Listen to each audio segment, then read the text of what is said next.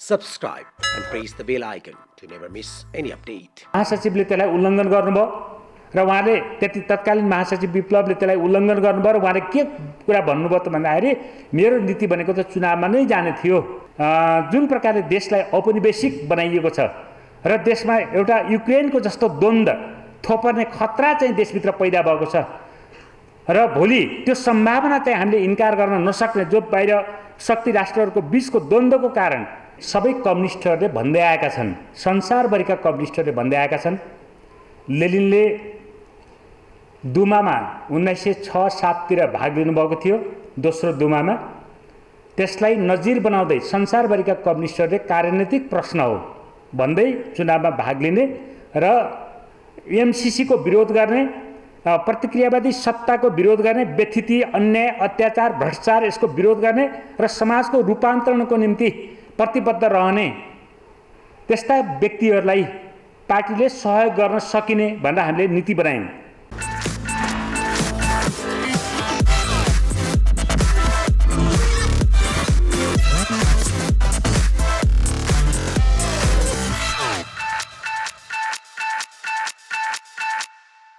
पहिलो कुरा, हामीले तत्कालीन महासचिव विप्लवजीको नेतृत्वमा एउटा क्रान्तिकारी अग्रदस्ता निर्माण गरेर देशभर जनतालाई सङ्गठित गरिकन नेपालमा वैज्ञानिक समाजवादी क्रान्ति सम्पन्न गर्ने जुन अधुरो रहेको थियो 10 वर्षको जनयुद्ध पश्चात विभिन्न कारणले सम्पन्न हुन सकेको थिएन र जो हामी सबैले थाहा छ एउटा विराममा आएर अड्किएको छ, त्यसलाई हामी पुरा गर्ने प्रतिबद्धताका साथ हामी अगाडि बढेका थियौँ।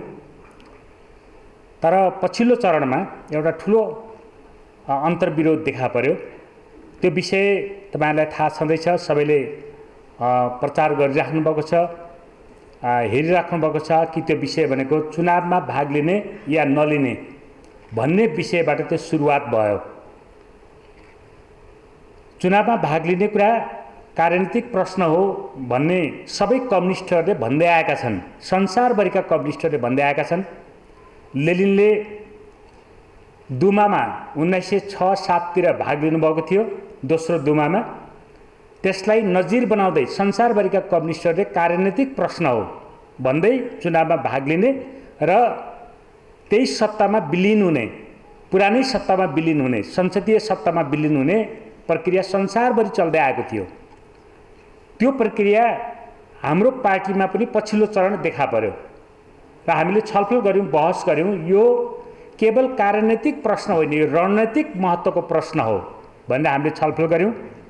साथीहरूले के भन्नुभयो भन्दा यो नितान्त कार्यनीतिक प्रश्न हो, जे गर्दा पनि हुन्छ भन्ने उहाँहरूको धारणा थियो र हामीले के भन्यौं भन्दाखेरि चुनावको प्रश्न रणनीतिक महत्त्वको प्रश्न भएको कारणले चुनावमा भाग लिनु या भाग लिनको लागि केन्द्रीय समितिको बैठकबाट निर्णय मात्रै गर्नुले पार्टीलाई संसदीय घेराभित्र लैजान्छ र हामीले संसदीय व्यवस्थालाई बदलेर वैज्ञानिक समाजवादी क्रान्ति गर्ने हाम्रो नैतिक अधिकार समाप्त हुन्छ। हामीले त्यसलाई भित्र पसेर गरिने सङ्घर्षबाट संसदीय व्यवस्थालाई मजबुत बनाउन त सक्छ, तर त्यसको अन्त्य गर्न सक्दैन भन्ने हाम्रो तर्क रह्यो र सैद्धान्तिक मान्यतामा बहस भयो। यो बहस विकास हुँदै जाने क्रममा 2 लाइन सङ्घर्षमा विकास भयो र अहिले एउटा चुनाव प्रस्थ संसदवाद प्रस्थ लाइन र एउटा क्रान्तिकारी लाइनको रूपमा यो विकास भयो र यसले के गर्यो भन्दाखेरि हाम्रा विगतका अनुभवहरूलाई अर्थात् विगतका विषयहरूलाई पनि यसले चाहिँ उजागर गर्न पुग्यो। किनभने हामीलाई बहस त हाम्रो कार्यदिशामा थियो, एकीकृत जनक्रान्तिको कार्यदिशा जो भनिएको थियो, हाम्रो कार्यक्रमका हिसाबले र मूल कार्यदिशा हाम्रो वैज्ञानिक समाजवाद नै थियो। त्यो मूल कार्यदिशालाई एउटा सरल तरिकाले बुझाउनको निम्ति एकीकृत जनक्रान्तिको कार्यदिशा भनेर भनिएको थियो। तर त्यो बुझाइ अन्तमा तत्कालीन महासचिव विप्लवमा एउटा सारसङ्ग्रहवादी प्रकारको देखा पर्यो त्यो। किनभने तमाम अनुभवहरूबाट, जस्तो कमरेडले अघि नै राखिसक्नुभएको छ, सैद्धान्तिक हिसाबले सारसङ्ग्रहवादी, राजनैतिक हिसाबले अस्पष्टता, जुझारु अर्थवाद, यी प्रवृत्तिहरू उहाँको राजनीतिक प्रक्रियामा देखा परे। अत्यन्तै सङ्कीर्ण प्रकारको रोमान्टिक एउटा पेटी बुर्जुवा रोमान्टिसिजम उहाँको चाहिँ देखा पर्यो, जसको कारणले हामीले स्पष्ट गऱ्यौँ कि उहाँसँग बसेर छलफल गरिकन समय बिताउनु भनेको क्रान्तिको निम्ति समयलाई पछाडि धकेल्नुहुन्छ। र उहाँको कस्तो देखियो छलफल गर्दै जाने क्रममा भन्दाखेरि उग्र वामपन्थी खोलभित्र दक्षिणपन्थी अवसरवाद लुकेको हामीले देख्यौँ। कुरा चाहिँ चर्को प्रकारको गर्ने, सङ्घर्ष ठुला प्रकारका सङ्घर्षका कुराहरू गर्ने, तर त्यो सङ्घर्षको कहाँ लैजाने, त्यसले जनतालाई के दिने भन्ने कुराको कुनै तालमेल चाहिँ नहुने।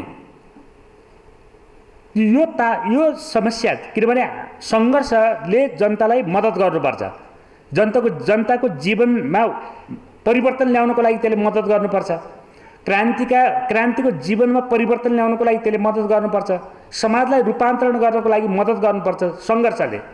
तर त्यो सङ्घर्ष कस्तो हुने भन्दाखेरि सङ्घर्ष गर्दै जाँदाखेरि पार्टीको विरुद्धमा खडा हुने प्रकारको स्थिति पैदा हुने, पछिल्लो चरणमा आउँदाखेरि त्यस्तो प्रकारको हुने, यस्तो वितण्डतावाद भन्छ त्यसलाई, यो खालको स्थिति पैदा भएपछि र खास गरिकन हामीले जति भित्र छलफल बहस सङ्घर्षद्वारा पार्टीलाई रूपान्तरण गर्ने, नेतृत्वलाई रूपान्तरण गर्ने र देशलाई क्रान्तिको बाटोमा नेतृत्व गर्ने जो हामीले प्रयत्न गरिरहेका थियौँ, त्यो प्रयत्न पछिल्लो चरणमा आएर समाप्त भएर हामीले एउटा राष्ट्रिय भेला गऱ्यौँ, सबै कमरेडर अनि बहस गऱ्यौँ केन्द्रीय समितिमा बहस गरिसकेपछि त्यो बहसमा अत्यधिक कमरेडरले विप्लवले प्रस्तुत गर्नुभएको प्रस्ताव चाहिँ खारेज गर्नुभयो। जस्तो उहाँको प्रस्तावमा के थियो भन्दाखेरि चुनावमा भाग लिनुपर्छ, चुनावको उपयोग गर्नुपर्छ भन्ने प्रस्ताव थियो।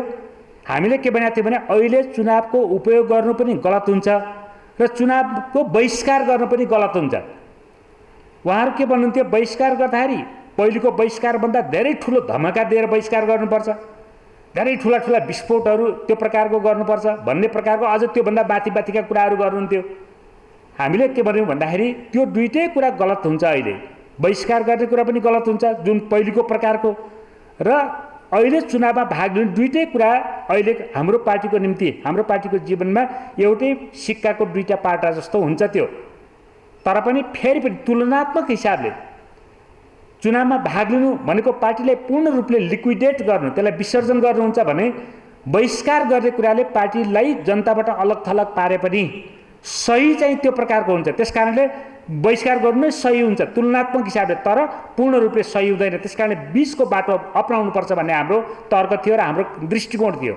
हामीले छलफल गऱ्यौँ, केन्द्रीय समितिमा बहस भयो र अत्यधिक मतले महासचिव, त्यति बेलाका महासचिव विप्लवको प्रस्तावलाई खारेज गर्यो, चुनावमा भाग लिनुपर्छ भन्ने प्रस्तावलाई खारेज गर्यो र हामीले एउटा अत्यन्तै सही प्रकारको कार्यनीति हामीले बनायौँ। त्यो भनेको के भने पार्टी चुनावमा नजाने, पार्टी दर्ता नगर्ने भनेर हामीले कार्यनीति बनायौँ। अनि यो साम्राज्यवाद विरोधी, यो एमसिसीको विरोध गर्ने, प्रतिक्रियावादी सत्ताको विरोध गर्ने, व्यथिति, अन्याय, अत्याचार, भ्रष्टाचार यसको विरोध गर्ने र समाजको रूपान्तरणको निम्ति प्रतिबद्ध रहने त्यस्ता व्यक्तिहरूलाई पार्टीले सहयोग गर्न सकिने भनेर हामीले नीति बनायौँ। तर त्यो नीति बनाएको, त्यो नीति एकमतले पास भयो, तर त्यो नीति बनाएको 4 दिनपछि, त्यो निर्णय गरेको 4 दिनपछि महासचिवले त्यसलाई उल्लङ्घन गर्नुभयो र उहाँले तत्कालीन महासचिव विप्लवले त्यसलाई उल्लङ्घन गर्नुभयो र उहाँले के कुरा भन्नुभयो त भन्दाखेरि मेरो नीति भनेको त चुनावमा नै जाने थियो, पार्टी दर्ता गर्ने कुरो त प्रवक्ताले गर्नुभएको थियो, महासचिवले भन्नुभएको थिएन। तर उहाँले चुनावमा जाने 6000 ठाउँहरूमा उठाउने, क्यान्डिडेट उठाउने, जताततै सके जति जित्नै नसकेकै कुरा भइहाल्यो, यो प्रकारको उहाँले राख्नुभयो र उहाँले केन्द्रीय समितिमाथि आक्षेप पनि लगाउनु भयो। यस्तो प्रकारको केन्द्रीय समिति जसले चाहिँ मेरो निर्णय नै मानेन भनेर चाहिँ गर्नुभयो। त्यसो भएपछि हाम्रो सङ्घर्ष चल्यो, तैपनि हामीले त्यसलाई पार्टीलाई बनाउने प्रयत्नै गरेका थियौँ। तर जब त्यहाँबाट प्रशिक्षणबाट चैत्र 18 गतिको प्रशिक्षणबाट आइसकेपछि प्रवक्ता पार्टीको निर्णयका विरुद्ध पार्टी चुनावमा नजाने को विरुद्ध पार्टी दर्ता गर्नको निम्ति प्रयत्न गर्ने, गठबन्धन गर्नको लागि प्रयत्न गर्ने, यो पार्टीको निर्णयका विरुद्ध जब उहाँहरू जानुभयो र केन्द्रीय समिति जस्तो पार्टी चुनावमा नजानेको तात्पर्य त स्वाभाविक रूपले सरल तरिकाले बुझ्ने कुरा के हुन्थ्यो, केन्द्रीय समितिका सदस्यहरू, जिल्लाका सदस्यहरू, जिल्लाका पदाधिकारी, केन्द्रीय समितिका पदाधिकारी चुनावमा नजाने कुरा हुन्थ्यो। तर उहाँहरूले चाहिँ पुरै चुनावमा चाहिँ केन्द्रीय समितिका सदस्यलाई उठाउनको लागि प्रयत्न गर्ने, अनि केन्द्रीय समितिका सदस्यहरूले पार्टीको नीतिभन्दा बाहिर हामी चुनावमा जाँदैनौँ भन्दाखेरि पनि जबरजस्ती उठाउने र गर्दा गर्दा यतिसम्म कि कतिपय केन्द्रीय समितिका सदस्यहरू त एमालेको चुनाव चिन्ह लिएर चुनावमा जाने जस्तो एउटा संसदीय व्यवस्थाप्रतिको लालायित जो देखाउनु भयो उहाँहरूले, त्यसले के गर्यो भन्दाखेरि हामीलाई यसरी समय बर्बाद गर्नु ठिक हुँदैन र जनतालाई हामीले नयाँ कोर्स दिनुपर्छ भन्नेमा हामी पुग्यौँ र हामीले भेला गऱ्यौँ। भेलाले पार्टी निर्माण भने हाम्रो बहुमत त हाम्रो छँदै थियो, त्यो बहुमत हाम्रो पार्टीलाई निरन्तरता दिँदै त्यसमा हामीले नेपाल कम्युनिस्ट पार्टी बहुमत भनेर पुनर्गठन गरेका छौँ र त्यो पुनर्गठन औपचारिक रूपमा आज तपाईँहरूको अगाडि हामी घोषणा गरिरहेका छौँ। अब संक्षेपमा यो पार्टीको कार्यदिशा हामीले वैज्ञानिक समाजवादी क्रान्ति सम्पन्न गर्ने हाम्रो मूल कार्यक्रम हुन्छ, त्यो नै हाम्रो कार्यदिशा हो। त्यो कार्यदिशालाई पुरा गर्नको निम्ति हामीले कार्यनीतिका रूपमा अहिले स्वाधीन संयुक्त सरकार, राजनीतिक स्थिरता, स्वाधीन संयुक्त सरकार, राजनीतिक स्थिरता, सामाजिक रूपान्तरण, समृद्धि र स्वाधीनता, यो नारा हामीले चाहिँ अगाडि सारेका छौँ कार्यनीतिक हिसाबले।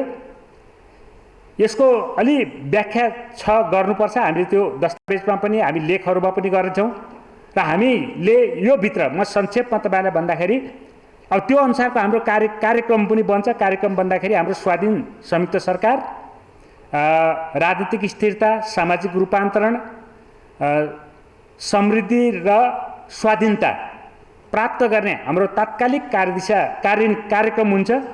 त्यो कार्यक्रम हामीले जनताको बिचमा लिएर जान्छौँ, हामी सबै देशव्यापी रूपमा त्यसलाई लिएर जान्छौँ। त्यसो गर्दाखेरि हामीले राजनीतिक स्थिरताभित्र हामीले चाहिँ गर्न खोजेको कुरा के छ र विशेष गरिकन हामीले अहिले भन्नुपर्ने कुरा के छ भन्दाखेरि राजनीतिक स्थिरता, किन भन्दाखेरि संसदीय प्रणाली, संसदीय व्यवस्था जहिलेसम्म रहन्छ देशमा राजनीतिक स्थिरता हुँदैन, रहन सक्दैन। किनभने संसदीय व्यवस्थाको आन्तरिक डिफेक्ट, त्यसको इन्हेरेन्ट क्यारेक्टर भन्छ त्यसलाई, अन्तर्निहित त्यसको चरित्र के हो भने अस्थिरता हो।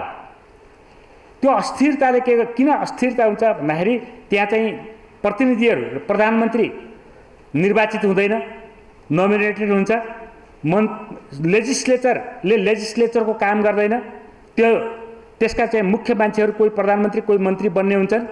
न्यायपालिका, लेजिस्लेचरका एउटा सानो झुन्डले न्यायपालिकाको भविष्यलाई निर्क्योल गर्ने हुन्छ, जुन पैसामा खरिद बिक्री हुने गर्छ। त्यसकारण हामीले के भन्यौँ भन्दाखेरि अहिले हाम्रो कार्यनीतिभित्र, कार्यक्रमभित्र, कार्यनीति भन्दा पनि कार्यक्रमभित्र हामीले के भन्यौँ भन्दाखेरि निर्वाचित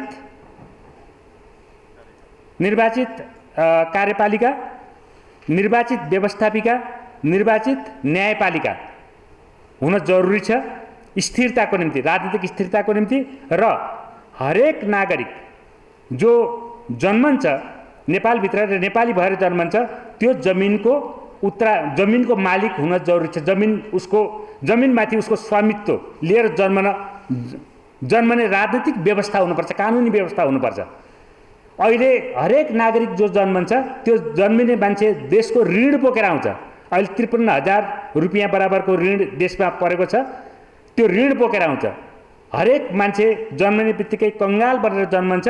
तर हामीले यो प्रकारको राजनीतिक व्यवस्था संवैधानिक हिसाबले स्थापित हुनु जरुरी छ। जो हरेक नागरिक जो जन्मन्छ त्यो जमिनको मालिक भएर जन्मनु पाउनुपर्छ।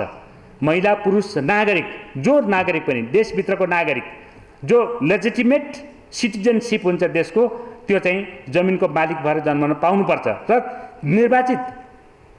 कार्यकारी प्रमुखबाट विज्ञहरू बीचबाट बनाइने क्याबिनेट र लेजिस्लेचर जो भन्छ जनप्रतिनिधि सभा, त्यसले लेजिस्लेचर गर्ने, नीति निर्माण गर्ने र न्यायपालिका 2-4 जना लेजिस्लेचरका सदस्यहरूबाट होइन कि जनताबाट निर्वाचित हुने यो व्यवस्था गरियो भने देशमा राजनीतिक स्थिरता पैदा हुन्छ। त्यो राजनीतिक स्थिरताले भ्रष्टाचार, तस्करी, चोरी, डकैती, राज्यको सम्पत्ति लुटपाट यसलाई चाहिँ नियन्त्रण गर्नको लागि त्यसले मद्दत गर्छ र त्यसले के गर्छ भन्दाखेरि अहिले जो संसदीय व्यवस्थामा माननीयहरू जस्तो नेपाल, बङ्गलादेश, भारत जस्ता जस्ता देशहरूमा जो माननीयहरू आउँछन्, जो लुटेरा, चोर, डाका, सबभन्दा बढी पैसा खर्च गर्न सक्ने लफङ्गाहरू जसको बोलाबाला हुन्छ, जो तस्करीमा आधारित भएको पैसामा आधारित भएर बोलाबाला हुन्छ, त्यसको अन्त्य हुन्छ र विज्ञहरूको टिम, जिम्मेवार व्यक्तित्वहरूको टिम, पार्टीप्रति प्रतिबद्ध मान्छेहरूको चाहिँ विचार दृष्टिकोणबाट निर्देशित व्यक्तिहरूको केन्द्रीकरण हुन्छ। त्यति बेला वास्तविक नेतृत्वको केन्द्रीकरण हुन्छ त्यो बेलामा र न्यायपालिकामा जनताबाट निर्वाचित हुने प्रावधानले न्यायपालिकालाई भ्रष्ट हुनबाट वञ्चित गर्छ। न्याय प्रणाली सस्तो बन्छ, सुलभ बन्छ, जनताप्रति उत्तरदायी हुन्छ। यो प्रणाली तत्काल कार्यक्रमको निम्ति लागू गर्नुपर्छ भन्ने हाम्रो यो कार्यक्रमभित्र राजनीतिक स्थिरता भन्ने नाराभित्र रहेको चाहिँ अन्तर्वस्तु हो। यो प्रक्रियालाई लैजानको निम्ति अब हामीले हाम्रो पार्टीका कार्यक्रमहरू बन्नेछन् देशव्यापी रूपमा। साथसाथै हामीले देशमा जो हाम्रो वक्तव्यमा हामीले भनेका छौँ कि देशमा जुन प्रकारको एमसीसी मार्फत जुन प्रकारले देशलाई औपनिवेशिक बनाइएको छ र देशमा एउटा युक्रेनको जस्तो द्वन्द्व थोपर्ने खतरा चाहिँ देशभित्र पैदा भएको छ र भोलि त्यो सम्भावना चाहिँ हामीले इन्कार गर्न नसक्ने, जो बाहिर शक्ति राष्ट्रहरूको बीचको द्वन्द्वको कारण नेपाल चाहिँ चपेटामा पर्ने, नेपाल त्यसको भूमि बन्ने जो खतरा छ, त्यस कारणले एमसीसीलाई यसलाई देशबाट खारेज गर्नुपर्छ। एमसीसीको कार्यक्रम यसलाई भगाउनुपर्छ। त्यसको निम्ति सङ्घर्षहरू पनि हामी अगाडि बढाउनेछौँ। साथसाथै हामीले कम्युनिस्ट पार्टीलाई एउटा वास्तविक कम्युनिस्ट पार्टी, एउटा सिद्धान्तनिष्ठ कम्युनिस्ट पार्टी, एउटा जुझारु अग्रदस्ता र जनताको क्रान्तिको निम्ति नेतृत्व गर्ने, नेपालको आर्थिक रूपान्तरण, सामाजिक रूपान्तरण सबैको नेतृत्व गर्ने एउटा जुझारु अग्रदस्ताको रूपमा हामी अगाडि बढाउनेछौँ। र हामीलाई के आशा छ भने अब नेपालमा नेपाली कम्युनिस्ट आन्दोलनमा फुट र विभाजनको श्रृङ्खलालाई अन्त गरेर क्रान्तिकारीहरूको एकताको श्रृङ्खलाको सुरुवात होस् भन्ने हामी चाहन्छौँ र हामी देशलाई एउटा नयाँ दिशातिर लैजानको निम्ति हामी बृहत कम्युनिस्ट एकताको प्रक्रियाद्वारा सम्पूर्ण जनतालाई क्रान्तिकारी आन्दोलनभित्र गोलबन्द गर्ने अभियानको रूपमा यो आन्दोलन अगाडि बढ्नेछ भन्ने हामीले अपेक्षा राखेका छौँ।